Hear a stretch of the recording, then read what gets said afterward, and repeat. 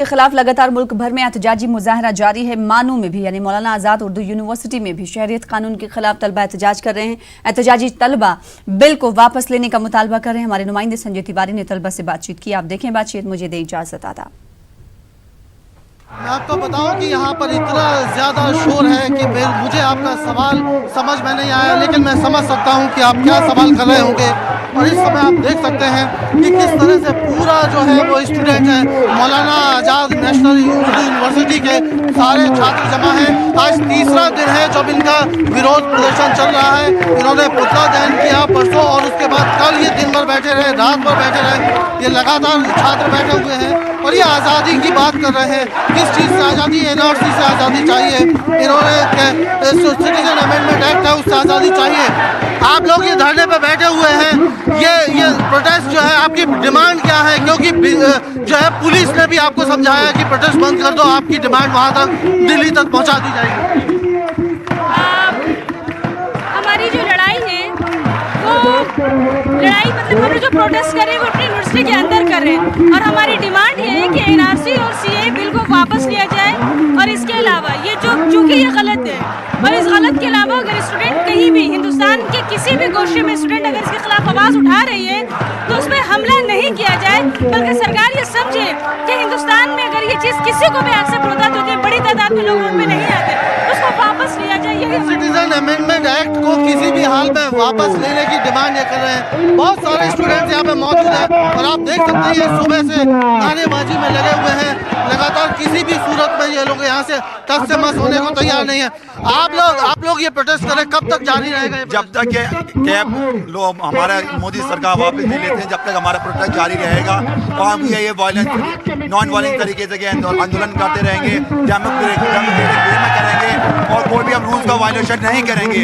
हम ये पीसफुल तरीके से वायलेशन करते रहेंगे।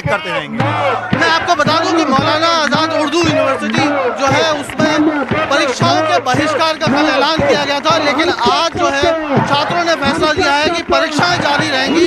परीक्षाओं में जो छात्र अपीयर होना चाहते हैं वो जा सकते हैं, लेकिन जो क्लासेस हैं वो नहीं चलेंगे।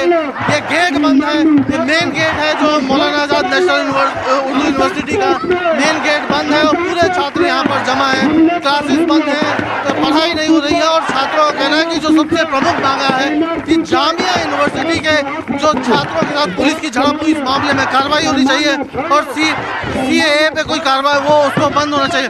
क्या मांग है, डिमांड? सीएबी बिल वापस लेना है, सीएबी को वापस लेना। जामिया के स्टूडेंट्स पे जो टॉलरेंस हो रहा है, बहुत सारे उनको मारा गया है, बस ये बिल वापस ले लें। लेकिन वो तो कानून सुप्रीम कोर्ट में उसको चैलेंज किया है बहुत साल और सुप्रीम कोर्ट भी उस पर विचार कर रहा है। आपको लगता है कि धरना प्रदर्शन से इससे कुछ गवर्नमेंट का रुख चेंज होगा? हाँ, तो ये सबके लिए गलत है ना। मुसलमानों के अगेंस्ट हो रहा है ये सब, और भी कम्युनिटी के अगेंस्ट हो रहा है, ये सारी चीज़ें हो रही है।